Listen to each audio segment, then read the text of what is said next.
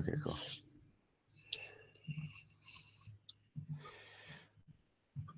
All right, welcome back to another episode of the Extraordinary Sports Podcast. I'm your host, Alex Monaco, chilling with a very special guest, former NFL quarterback Jordan Palmer out of UTEP, drafted by the Redskins. Jordan, thanks so much for joining me. How you doing this morning? I'm doing well. I would probably say label me as a backup quarterback. I just think the longer I coach quarterbacks, the more I realize that's a different position than quarterback. So you can just call me backup quarterback. Hey, well, I played in the fifth quarter once upon a time because freshman football had 80 kids. So I'd say that tops a lot of other men out there competing in athletics. Yeah, I'm with you. So, hey, anytime 858's calling 949, that's phenomenal. You're obviously a Southern California kid like myself growing up here. First thing I want to ask is, when did you fall in love with the game of football? I was a little kid. My older brother was a superstar, at a young age. So when I was a little kid, I had a pretty good example in front of me. And, I was kind of shagging balls. My dad would drop me off at camps, and I'd shag balls and fill up water cups. Even a program called the Elite 11. It's been around for 18 years. I've been to all of them and just loved the kind of both the developmental side of it. I loved coaching and all that. And then I was tall and unathletic, and I couldn't play any other sports or other positions. So I dove in on quarterback, but I've loved it since I was a kid. And it's cool because I've been done for 2 years now playing. Yeah. And I've fallen back in love with the game. Because when you're in the NFL, you don't watch any college football. Right. And you watch so much game tape that the last thing you want to do is watch an NFL game on TV. And so really for 10 years, I didn't really watch football. I was doing it 24/7. But I wasn't a fan. And the last 2 years, man, I got all these high school, college, and NFL guys playing. And, dude, I'm more in love with the game now than I've ever been because awesome. Now I can just watch it as a fan. That's awesome. Well, to kind of segueing into that, you're now in a big-time coaching and leadership role, obviously working with, Elite 11 and your QB Summit. I know you're working on a camp today. When you're working with young guys, how do you assess talent between physical intangibles, mindset, and just overall work ethic? How do you rank it, and then how do you work with each quarterback when you're jiving with them? Yeah, it's super hard. There's a million answers, and none of them are the accurate one. I mean, it's all just individual, perspective on it. Mm-hmm. But what I kind of look for is I think the best. I kind of aggregate what are the best guys, what are the attributes that they have, right. And the reality is today, you don't have to be 6'4". You don't have to have a super strong arm. You don't have to be fast. You don't have to be any of those things that you used to need to be. Russell Wilson, Drew Brees, these guys are, even Johnny Manziel in college, these guys are kind of breaking the mold a little bit. Mm-hmm. And so I look at a couple things, physically, from a mechanics standpoint, are you as efficient as you can be? I don't think you have to have a giant arm to make it. But are you really efficient, or do you have a ton of wasted movement? Because if you do, that's just going to lead to so many mistakes. Mentally, can you actually process the information? Well, in the NFL, go ahead. Oh, sorry, no. In the NFL, in the NFL, it's a different language. I'll give you an NFL play call: H set to gun, spread right H, hot tool, China drive F, read, alert Mustang, dragon on a white one. So to process all that stuff with 15 seconds left, the headset cuts off. You got one of these idiots in the huddle ask you, "Wait, what is it?" And then you got to ID the mic and go, and then you got to play football, right? Drop back, make the accurate read, right read, accurate throw, all that. There's a lot that goes into it. So physically, can you make all the throws? Mentally, can you handle that type of information? And then, kind of emotionally as a person, do you get really high and really low, or can you stay pretty even keeled? So if you're a B in all three of those categories, you got a shot. And those guys, I try and help become an A in all those categories. That's well said. I love watching quarterbacks, different leadership styles, and all. I'm fascinated with Andrew Luck. The guy, he goes for big throws, not afraid to make any throw on the football field. But he's also has an amnesia quality to him where he's got a short-term memory, if you will. He doesn't even remember he threw a pick six or whatever going into the next drive. How important would you say that is? And then because guys wear helmets and pads, body language, we know communication is over 50% nonverbal, if not 80, 90, depending on which communication person you're talking to. How important is that as a quarterback, as a leader, carrying yourself, whether you're doing well or making mistakes on the field in real time with just such short seconds in between plays? Well, this is the answer to that question, but also the last question. The most important trait in a quarterback, and I'm just immovable on this. Like, I'll argue anybody on it. The most important trait in a quarterback is confidence. And it's like not close to me, whatever the second thing is. You have to have the confidence to be able to make the throw, to be able to learn the stuff, to be able to lead the room. But when you say that, Andrew Luck has amnesia, I agree. It's because he's so confident that the next play is going to work. He doesn't give a shit about the last play. Right. And so, like, you have to have that trait in you. And confidence comes out in a lot of different ways, but it has to come out. And we have this thing where we evaluate players, or a lot of guys in the league do, and I do myself. I call it PACE, play after critical error. Oof. And I remember when Andrew came out, I worked with Trent Dilfer on a lot of stuff, and he did a segment on TV talking about all the throws that Andrew made after a pick. And he was like, don't quote me on this, but he was like 80%, like 6 touchdowns, no picks. Wow. Meaning every time he threw a pick, the next throw was a friggin' dime. Right? So that's a really interesting stat to me, because it really tells into who that person is and how they process not just the information, but how they process success and failure. Love it. Hey, speaking of Trent Dilfer, real quick, funny story is how my show kicked off. Got to interview Cam Newton at Pro Workout. I went to Cathedral. I don't know how familiar you are with that school in Del Mar. And I had a question for Cam, and it was, if you were drafted by the Broncos, your thoughts on a 2-quarterback shotgun formation theory system. And I ran it by Trent in the bleachers before. He was on it, but Cam said, man, we'd be like Superman and Batman. Fast forward 6-7 years later. Is it possible with 2 quarterbacks in one shotgun formation if you had the right 2-set back there? So both these guys can run. Right. Both these guys can throw and could block and cut off the backside end kind of thing? Yeah, because if you had Tebow and Newton back there, I mean, everyone's going to argue Tebow might not be a great passing quarterback, but if you put him back there, he can block, he can run. You have options. It just expands the playbook. He could be used as a decoy. There's a number of things. If anything, it's just an outside the box thought that I thought was more interesting than your normal question. And then Trent took my info down, so somewhere maybe he thought it was resonating. It was out there. I just wanted to get a real quarterback, another one's thought on. I think there's enough people in football, college and pro, that are bad at their job to maybe do that idea. That's my answer. All right, touche. Segueing back to more serious questions. So I'm big on visualization, meditation. I've been meditating every day for 3 years. Kobe, Jordan, great Goliaths in sports are big on it. Growing up, whether as a player or a coach now, do you teach visualization, meditation, seeing plays or positive outcomes happen before they actually physically manifest on the field? Well, I'll say this. If I was coaching guys during the season, if I was on a team, yeah, it'd be huge. It'd be every day. What I do is, so my partner in all my coaching stuff is Lululemon. So I work really intimately with the brand. Awesome. And obviously it's a yoga-based brand. And so I actually involve yoga into everything that I do with the guys that I train for the draft or for QB summits. And the idea is, if I'm going to work with you mechanically on you, let's say bringing your back hip through, like really actually creating energy by bringing your back hip through first. And that's a big emphasis that I put on these guys. Then it's really hard to bring all of your attention and awareness to one body part when there's a lot of stuff going on. I'm dropping back. I got a camp. I got these guys here. I got all this stuff, or I'm in practice or a game. So yoga is a big part, and yoga nidra is a big part of what we do, because it actually, for 20 minutes or 40 minutes or an hour, you don't have your phone, you have no distractions, you completely block everything out, and you bring all of your attention and awareness to one body part.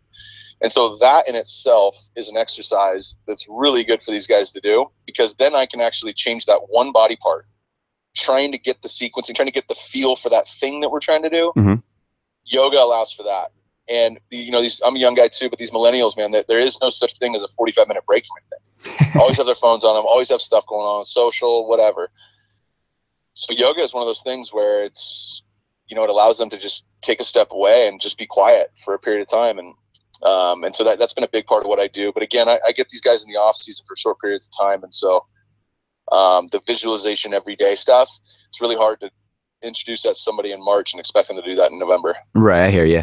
I'm kind of going back to the slowing down thing. When you're in the flow, in the zone, on a hot streak, what have you, at the quarterback position, is it true that the game really does slow down? If your muscle memory is so on point and you know your playbook so well, where your wide receiver, tight ends, running backs are going to be, you know the coverages that you're able, the game does. I mean, I've heard Peyton Manning allude to this a little bit.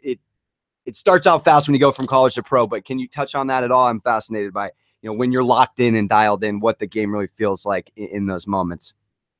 Yeah, so I work with a lot of sports psychologists, and this is pretty renowned or pretty well received. So there's kind of 3 mind zones that you can get in as an athlete, as anybody. There's the positive mind zone and the negative mind zone. The positive mind zone is when you're telling yourself the right things, right? I can do this. I got this. Hey, this is easy, and we can beat these guys, whatever it is. The negative mind zone is where your doubt comes in. Doubt, failure, doubt of injury. I don't know if we can do this. Geez, we're down 21.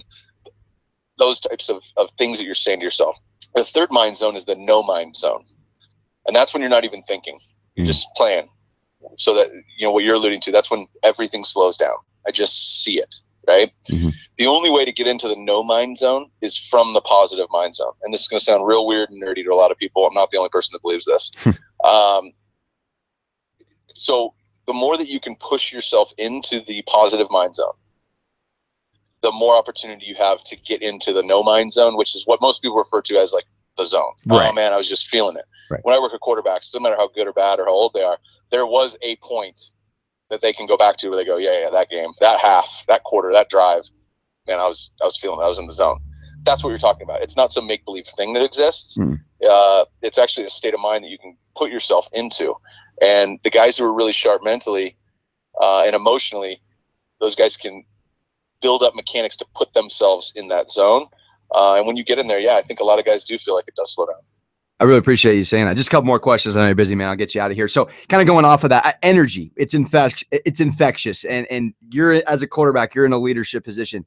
And I love the positive guy. I'm personally a rah-rah kind of guy. So, you know, you got a breeze like that going in a huddle before and getting everyone fired up. How paramount is that to culture? I know you've played for several teams, Bengals, Titans, Redskins, Bears.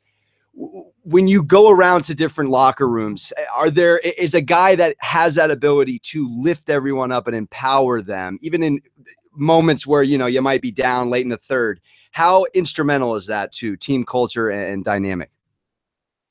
Yeah, I think with young guys, I always tell them there's always 3 things that you can really totally 100% control. Everything else you can't really control. Those 3 things are your attitude, your effort, and your energy. So the attitude that you take every single day, good or bad, you know, what's happening around you, like you can control your attitude. You can control your effort. And you can actually control your energy, the energy that you put out. I know you're from San Diego, so I feel a big difference between when I'm in LA and when I'm in San Diego. Oh, likewise, my friend. I live up here too in LA, so I'm right there with you. Bad vibes. So I had 2 hours worth of bad vibes yesterday coming home from LA. So, but no, I do believe that. And guys do gravitate. And there's 2 types of leaders. You know, there's thermostat leaders and there's thermometer leaders. A thermometer tells you what the temperature is in the room, right? You walk into a room and you look at your thermometer, it'll say it's 71 degrees. Mm-hmm. But a thermostat leader comes in and goes, no.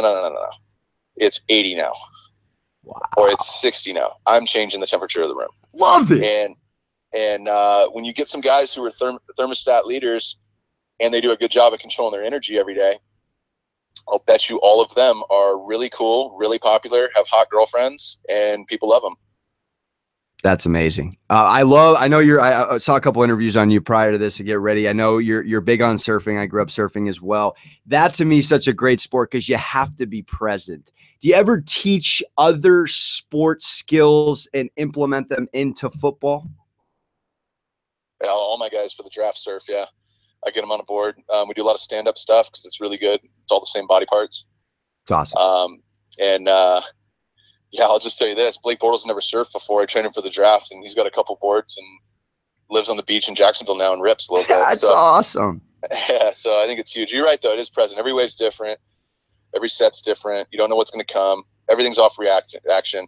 Now, I have surfed Kelly's wave pool, so not all surfing is off of reaction. Those waves are actually, and I've surfed Cloud Break a couple times too.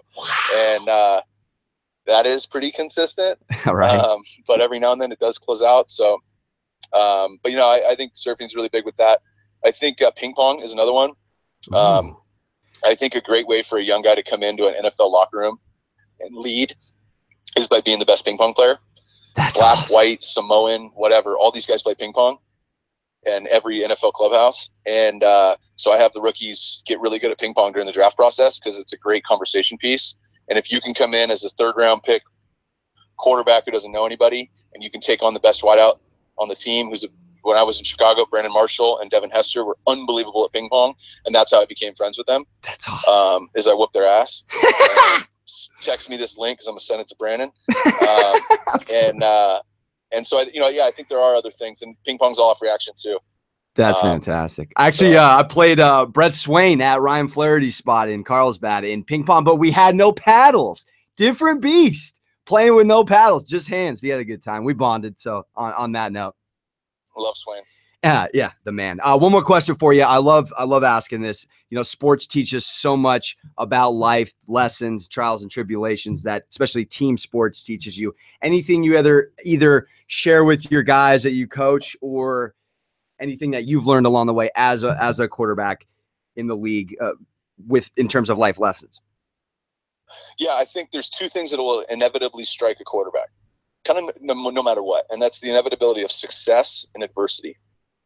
And those take on different forms, right? So success could be 3 really good throws in a row in practice, or it could be the game winner for the championship, right? Adversity could be 3 bad throws in a row in practice, or a devastating knee injury. And how you handle those things is essentially how good you are. So the example is Tom Brady, right? There's a million of them, but Tom Brady played his first year that he got to start.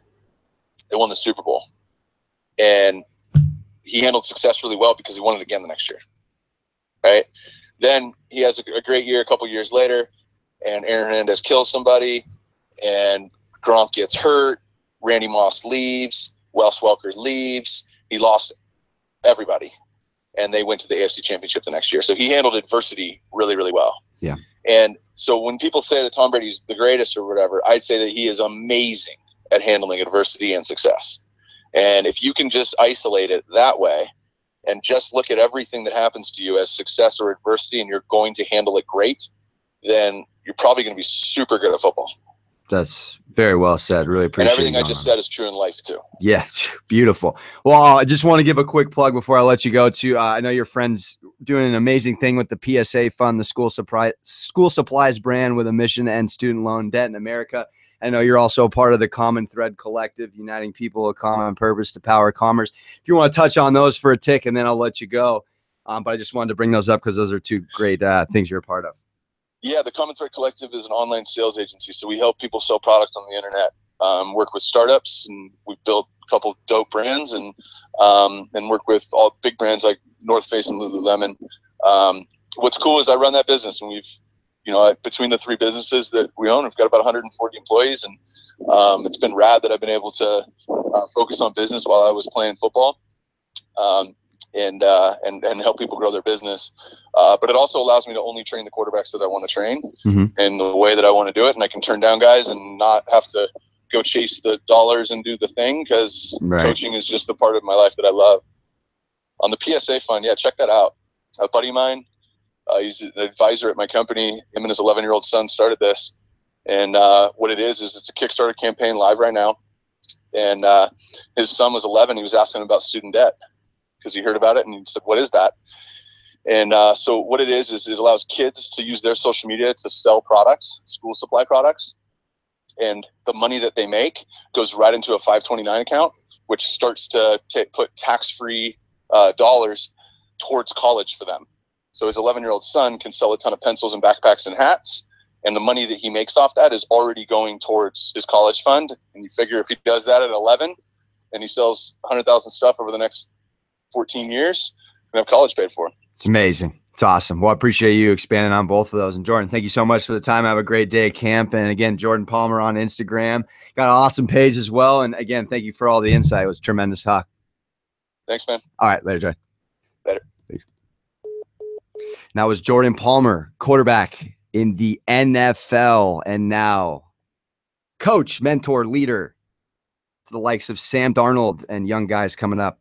This is the Extraordinary Sports Podcast. I'm Alex Monaco. Ta-ta, real smooth.